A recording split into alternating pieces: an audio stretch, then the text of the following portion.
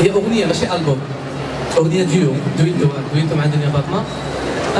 كما سبق لي وانني جاوبت الصحافه يعني من خلال الاستجوابات ديالي، هو انني في تعاملي كانوا اتفاقات، يعني كنا اتفقنا على بعض الامور من ناحيه التوزيع، من ناحيه الكليب.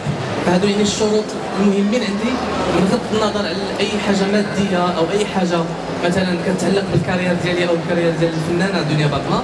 علاقتي بها علاقه صداقه باقي لحد الان، رغم ان العمل ما اكتملش، لكن كاين ظروف اللي ما خلاتش العمل يخرج، وهي موسيقيا وكذلك حتى من ناحيه الصوره ديال الفيلم. فكانوا يعني اتفاقات اللي ما تموش، فهذا هو اللي خلانا اننا نتحفظوا ونبقاو. ان شاء الله حنا كنتظروا على ان دوك التعديلات اللي تكلمنا فيهم وهضرنا فيهم انها تطرا الاغنيه، وديك الساعه ان شاء الله كنكونوا مقتنعين بها انا وتكون هي مقتنعه بها. فبطبيعه الحال غادي يكون مقتنع بها الجمهور اللي غادي نقدموها له، وديك الساعه غادي نكونوا فيار اننا نقدموا العمل مقتنعين به بجوج.